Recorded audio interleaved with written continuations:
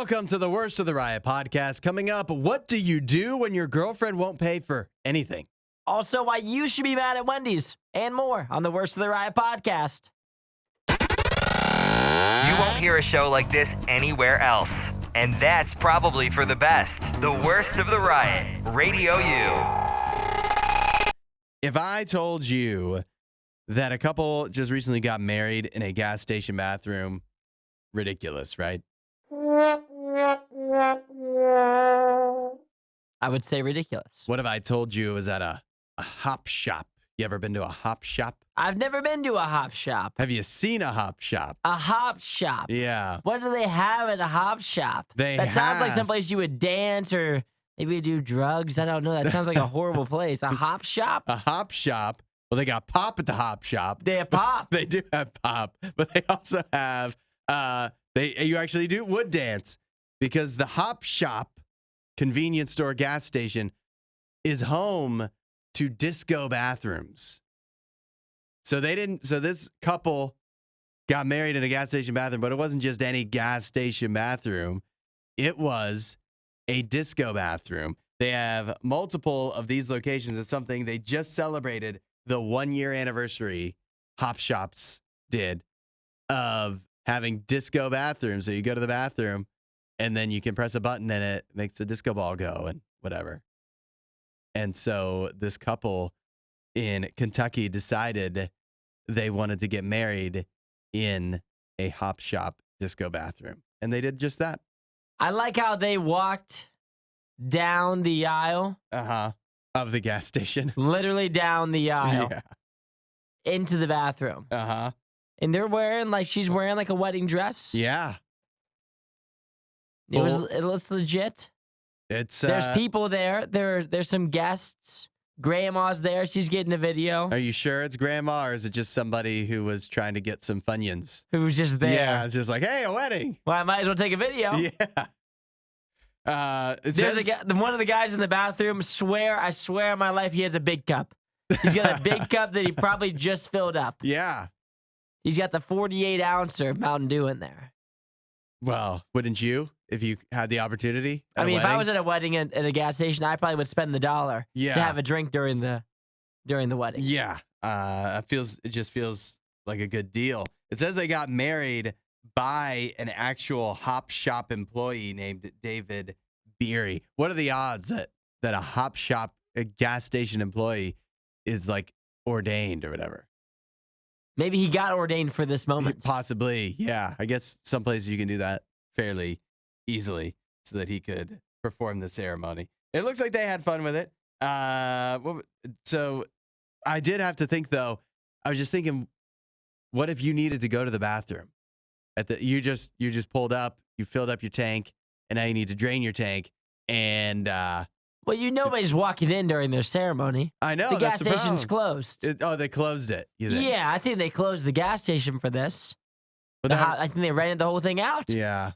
Okay. So then you want to get gas, and you're like, dang it. Now where am I going to go? Oh, they're having a wedding here at the hop shop. I'm a hop shop. This is where I go because they have the best. They have 2 for $33.33 hot dogs, and they got the disco bathrooms. This is where I stop, and now my whole day derailed because of this wedding, the inconvenience. So this must have been for some people. You got to think that a gas station bathroom probably bottom 3 spots to get married, right? I mean, porta potty is probably the worst. That's my initial thought. That's probably the worst. Potty, definitely worse. And then what other place? I mean, a gas station bathroom, what other place is going to be worse? You're putting the pressure on me here. I can't think of one. I thought porta potty initially, and then that's about all I can come up with. I think it's a bottom 2. It might be bottom 2. It's down there. It's down. I mean, just any bathroom. I can think of worse bathrooms than gas stations, though. But I don't know if I can. But it does concern me. They have the disco bathroom. Is that to hide? Other bathrooms at gas stations are proud that they keep it so clean. Not hop shops. They're we turn out the lights so that you can't see the dirt. Press this big fun red button. Yeah. That way you don't have to see what's actually in there. Add a little Riot to your Instagram feed. Follow @RadioU Official. The Riot. Radio U. Isaiah, we did it. We got it back to the moon. The United States, one of 5. Think about that. 5 countries have made it to the moon. We're one of them. We're one of them. And we've done it multiple times now. Our lunar lander is there right now as we speak. The first mission back to the moon from the United States in about 50 years. It landed recently, but I don't know if you know this. The lunar lander that we sent that is sitting on the surface of the moon, shortly after it landed near the South Pole, the lunar lander, it tipped over. It fell down. Is that bad? Not good. It's not good. As I understand it, one of the legs on the lunar lander to keep it stable, it broke, so it's uneven, and so then it kind of tipped over from there. Don't know how that exactly all happened. I know how it happened. They have this big old top with these tiny little legs. I mean, I could have told you. It looks like a folding chair. That's what it looks like. The bottom looks like a folding chair. And you put a whole top of a rocket on there, and you really thought that was going to hold it up. They thought so. Shocker. But it's still functional. It's not supposed to move around much, I don't think. So it is still able to be taking pictures right now. So we have pictures of our tipped over lunar lander on the surface of the moon. And I don't know. Are they, I mean, you're seeing them here too.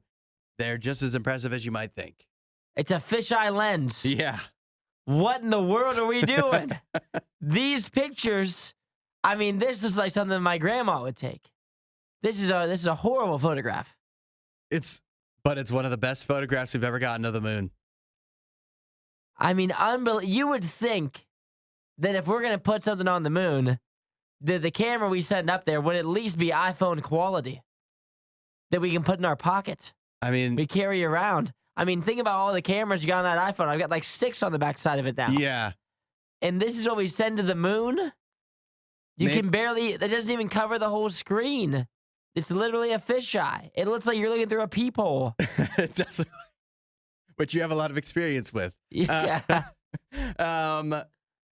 It is questionable to me too that going back to the lander tipping over, it feels like that's something you could foresee. Like it would have like some kind of correcting device, but I think they're concerned now because it's not standing upright like it's supposed to be, that it will eventually run out of power faster. And so that could be something to be reckoned with. And we're not going to get our billions of dollars worth out of this little trip we've made. Well, we're not selling it in photographs. We're not making the money up there. I know that much. But yet again, this is one of the best pictures we've ever gotten of the moon. One of the best close-ups of all time. And it's unbelievably bad. That's the crazy part. Remember when we put that crazy telescope that was just taking unbelievable photos of just deep space? Uh-huh. How in the world do we get photos like that, and then they send this lunar lander on the moon, and they can't take a photo 5 feet in front of it? I don't know. Yeah, I mean, it must be hard to focus up close like that. It must be. I don't know. I also think too, like maybe this feeds into people's conspiracies about how we never went to the moon in the first place. But like, there's like pretty good footage, like video footage of like the first time we went, right? At least it's supposed to be. 50 years later, all the advances we've made, and the pictures are somehow worse.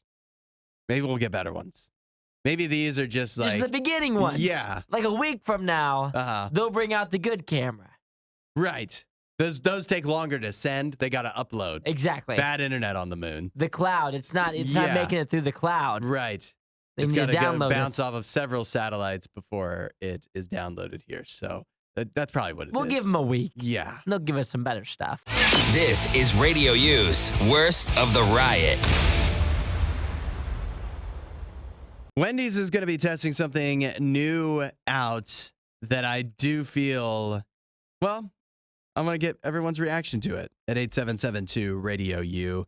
Wendy's CEO, Kirk Tanner, from Full House.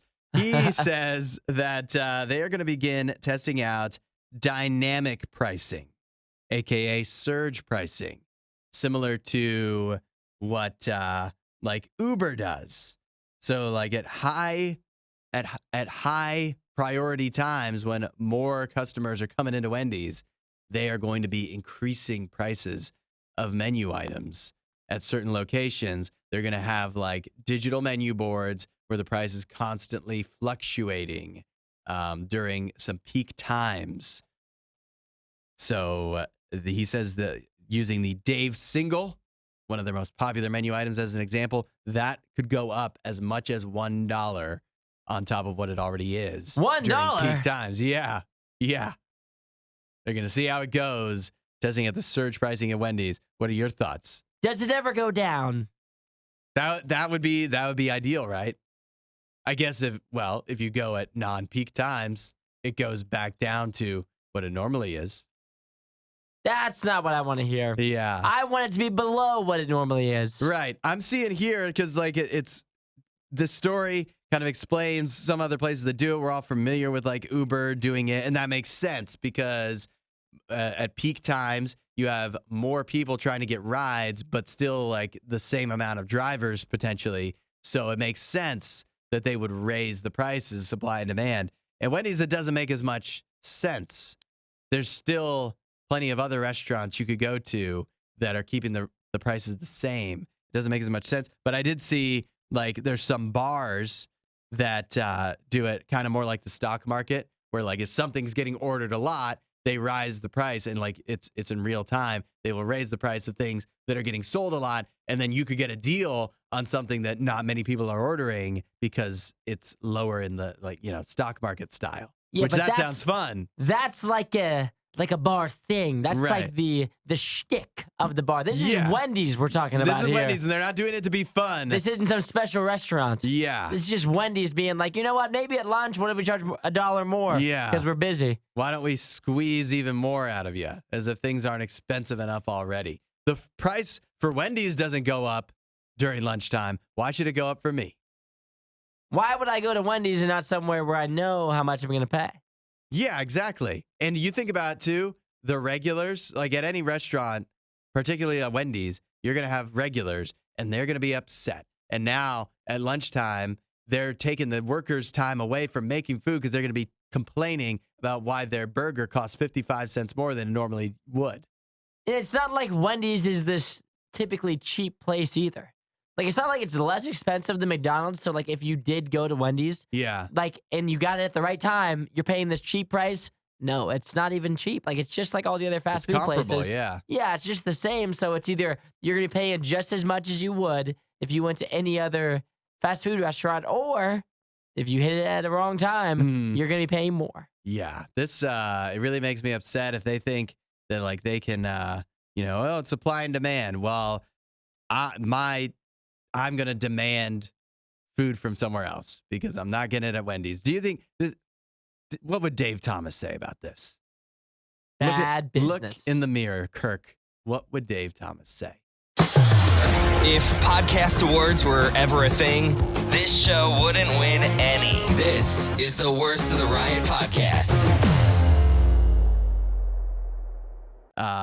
Isaiah, you have what's your biggest fear? I'm afraid of a couple things. Uh-huh. I have a thing with my eyes. I have an issue That's interesting you mentioned that. with people touching my eyes or me. I've never touched my own. Yeah. Like, some people can touch their eye. You never touched your eye? I've never touched my own eye. Uh-huh. So eyes kind of freak me out. Yeah. I also have an issue with IVs. I've never Okay. had an IV. Yeah. Definitely afraid of that. And giving blood. Unfortunately, I've Well, I never guess given that's- blood. That's similar to an IV, isn't it? Sue me. Yeah. Yeah. I was going to say, most people, when you ask them their biggest fear, they usually will say something that, like, would never happen, Like, or that's easy to avoid. Like falling out of a plane or something. Yeah, like falling off of a skyscraper or a roller coaster or something. Getting or lost in the woods and never being Yeah. able to make your way home. drowning, or the dark. A lot of people would say the dark. Some people, if you ask me, one of my top fears, the ocean. Not like the beach. The ocean's scary, But man. the ocean and space are kind of fears of mine. And that's because, if you go to the ocean or space, they're like some of the hardest places to rescue you. Because how can somebody find you? How long can you tread water for? Yeah. So when I see stories of people that get lost at sea, that freaks me out a little bit.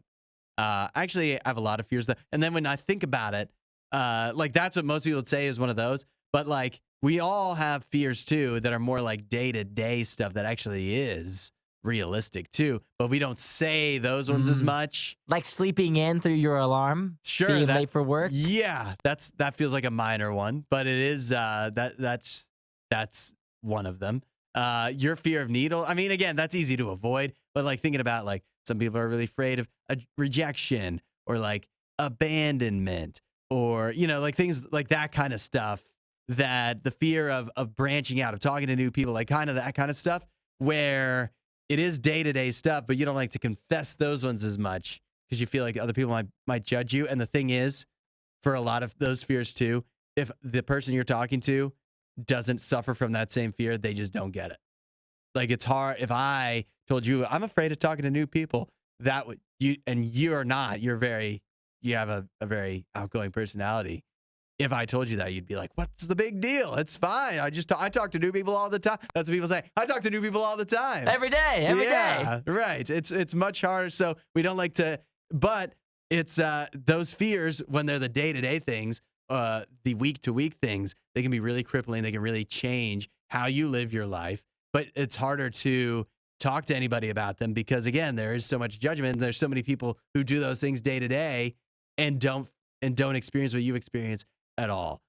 But it's important to still get those out there. I'm telling you, one way you can deal with your fears that can really make a big difference is talking to God about it. Because while he doesn't suffer from those fears that you do, he does get it. He does understand. He knows exactly how you're feeling and exactly why you are afraid of the things you are, why they influence your behavior the way they do, and he's ready to help you with it. It's an incredibly powerful thing to be able to just turn to God and say, "Hey, God, look, I've got this thing coming up. I'm really afraid about it. I don't even know why I'm afraid about it, but I am." Talk to Jesus about it and let him make a difference for you. Let him help you face your fears because he will. If you want to know more, check out RadioU.com/free gift. Oh, hi there. Worst of the Riot. Crank that up. Radio U.